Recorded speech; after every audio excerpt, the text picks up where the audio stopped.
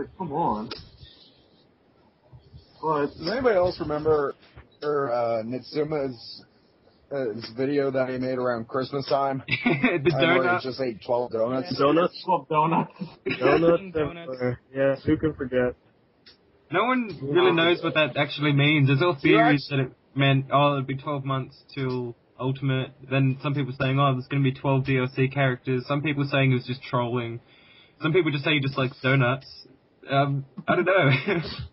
There are 12 new characters in this version. Who's to say he actually wasn't already expecting them to make an Ultimate by this point?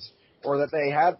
Actually, now I think about it, they probably already planned to release them all as DLC characters, but then after Jill and Shuma got released, they decided, you know what, for profit's sake, it would probably be better if we just made 8 Super right away.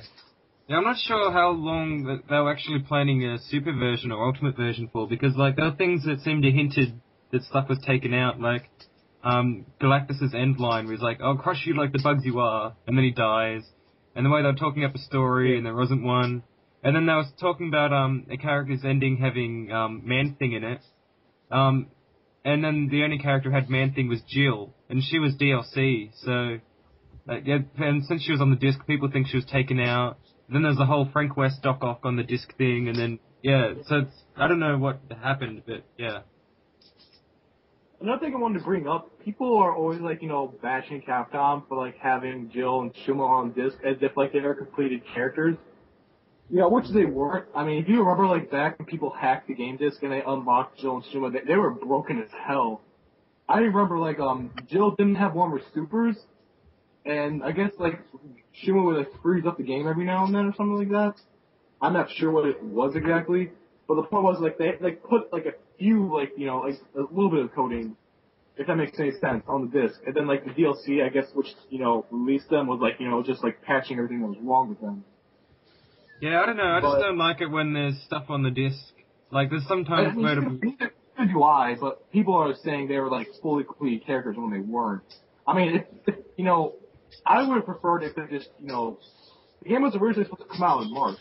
Yeah, they pushed the date forward, which I found interesting because everyone thought that would mean it would be finished. But then there were characters that were incomplete, which would make you think that they decided to scrap him and then rush the game out.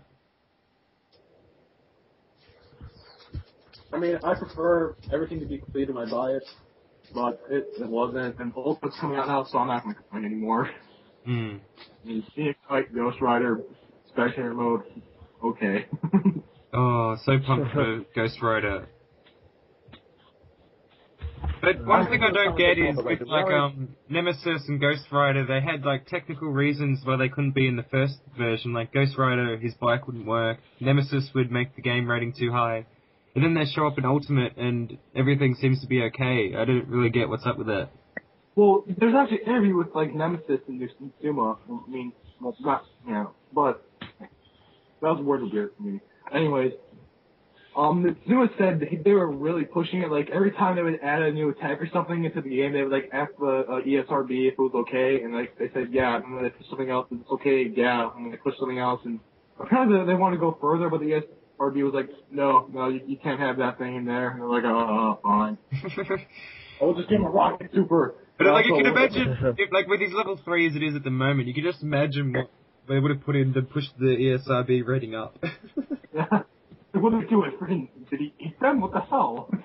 What else is there to do? But, the whole Strider thing, I think it was just trying to, like, to push off fans saying he couldn't fit. The real reason wasn't because of the legal issues, because... Seth did say it was to do with the legal issues, and that I can believe. Like, they probably didn't know whether they'd see him as worth it to pay off all the issue, like, for licensing, that sort of thing. But then when he was so highly requested in the polls, they obviously wanted to sort it out. So that I can believe. And then Frank frame issues, I'm pretty sure they changed the super too, because I can maybe see, I don't know if you played Capcom vs. Capcom, but his level 3, if that game was like an HD like Marvel vs. Capcom 3 is, I can see that game, taking up a lot of, that pack taking up a lot of space. Yeah, was his level 3 the one where he shoves the Servbot head on him and then rams him through all the zombies? Yeah. Yeah. Yeah, that would be extremely server heavy if you think about it. And then like imagine, and then with and then Sentinel, it takes him into consideration. Like how would that work on him? Would they like do it like how they did in Tatsunoko, where he puts dynamite on him or something. Yeah. So I can understand Frank. He's in the game and he's most likely different level 3 than Tatsunoko. Yeah. Which is fine. I reckon they might use some combo weapons or something from Dead Rising 2 for some of his attacks. Yeah. I just completely forgot about this one. What are you talking about on the subject? I think we somehow moved off how the page started onto Frank West. Oh, that's right. We're talking about how when there were rumors of the super version, activity picked up. Oh yeah. Alright, well, that wasn't a topic, but whatever, it was a good thing to cover. Yeah. You know what, I'm just gonna go out here for this episode, because I really want to talk about it. Like, if Tuma said he wanted the game to be, he wanted to add in 10 more characters. Yeah. And then he wasn't including Jill and Tsuma, so that'd be like 60 total characters in the game. Mm-hmm. And people are saying Capcom's just trying to rush the game out, which, you know, that's kind of true, but not in the way that they're trying to push out a broken game, because they didn't. Tsuma did not have 10 characters ready to put in the game, and they just cut them. He had the idea of putting 10 characters in, and they said no, work on 10 right now. The people are like, you know, taking that in a totally different way. They really shouldn't. Like, I think I probably would prefer if it came out quite a bit later and we got, like, 10 extra characters, because, like, it probably would be a worthwhile wait, especially if they add in stuff like, Mega Man and the Spidey villain, and just, if, with all the characters that are in at the moment, like, I'd love to see what else they'd love to put in, because there'd probably be all these weird, unique choices they'd be shoving in, because they wouldn't know who else to put in. Actually, people are on the Capcom community are really like trying to push that on Capcom, but I think they need to realize is that they already have like their release date set and all that for their. They need the money for their their quota, whatever. Like you obviously couldn't force them to do it now, but yeah, it would be good, but it's not happening. So I guess you just gotta take it as it comes. Buy the game if you think it's worth it. Don't buy it if you think it's not. Just I'm pretty sure. I really think it's actually a complete freaking steal for what they're selling it for, unlike many other people. Because, like I've always said since I've heard the game was announced, when they released Jill and Shuma, they were $5 a piece. And there's 12 new characters announced for this version, yet we're getting new this game stages as a whole with new features, new moves, rebouncing, and of course, as you said, new stages for only $40.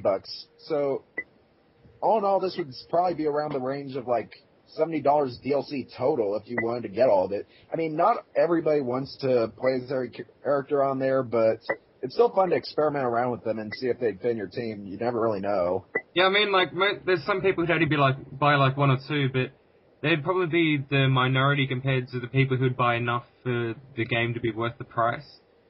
Because like over here in Australia, the characters are like $7.50 each, so to get a pair it would be $15. If there's 12 of those, it's like insane. The games, at the most, they're usually only ever around $100, so that's more than the normal game would be. Plus there's stages and modes and all that sort of thing. Plus then you can sell off your original Marvel 3 to some family member or friend who doesn't know that there's another one coming out for about near full price. I don't know. I'm a big collector. Like every time I keep all my games. Like I have every version of Street Fighter except Arcade Edition on my shelf. But to be fair, I can't trade in my original version of Street Fighter 4 if I wanted to because I got the collector's edition. And there's a big not for resale sticker on the back of it. Yeah. Alright. Yeah, I don't trade my games in anymore. I used to, but then ever since I traded in Luigi's Mansion, and then I wanted to play it again, I almost cried when I didn't have it. Yeah, it was really disappointing. And plus, I personally don't like supporting the used game industry because it kind of does screw over other people or other developers. I mean, it's all in the Midway. I mean, that's why they're not around anymore. Oh, really? Yeah. I bought Ultimate Tournament 3 for like $5 used, so yeah, I kind of agree with that. In a way, got good and bad things. Like, if there's games you can't find anymore, the only way you can get them is used. Like, I saw, I didn't buy it, but I saw the Devil May Cry games. I thought, oh, that'd be awesome to pick up, but I didn't, because I didn't have any money. But, yeah. I mean, I'm not running out saying, now I'm going to buy a new copy of Earthbound. I mean, if it's like a really old game, I can understand, but it's like, if it's like a sound difference from used to new, I'll just get it new, just from the sake of not having the possibility of there being a giant dash going down the middle, and I would just support the developer because I would like the game. Yeah, like, I don't get those people who buy everything used, like, to get every new release game used, like, you're barely saving any money, and it doesn't seem like it'd be worthwhile. Like, you may as well just wait for sales on the games. Topic back to Marvel, what 10 characters, what characters you would have liked to see if they make another version of Marvel vs. Capcom 3. What characters do you like? Well, I think Original Jill. Just original Jill. I mean, I have my list written right here, ready. I just want to get that out. Well, let's see if I can find my list. You guys tell yours, and I think I posted mine on Game FAQs somewhere. Well, my list was, okay, right off the bat, X and Jean, they're probably going to be in the first place. They were, in the final pool of characters to be decided to be put into Ultimate. But, they weren't, obviously. So, I mean, those two definitely. And then my third Capcom character was Base EXE. Oh, yeah. Mainly because he's probably one of the better-known Capcom villains, and the Capcom side needs some villains. Yeah, and the Battle Network series needs representation. I love those games. And then my fourth was Jin because he's the most requested veteran character next to Strider. And I know this game's Marvel 3 and not Marvel 2, but I do think Jin's one of the icons of the Marvel versus Capcom. I think Captain Commando. I like Captain Commando. I think he also has a pretty big part in the company's history. Like, he was pretty much the original mascot. He was in all the instruction booklets, had his own game.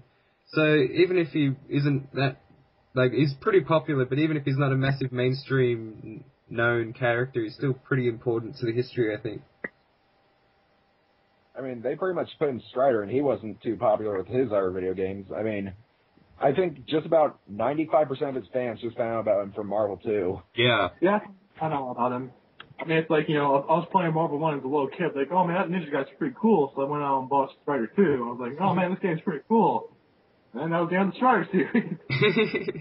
I was only 8 when Marvel vs. Capcom 2 came out, and I used to just play it in the arcades, and I just loved the fact that Spider-Man and Mega Man could just go around beating up Magneto and Wolverine and stuff.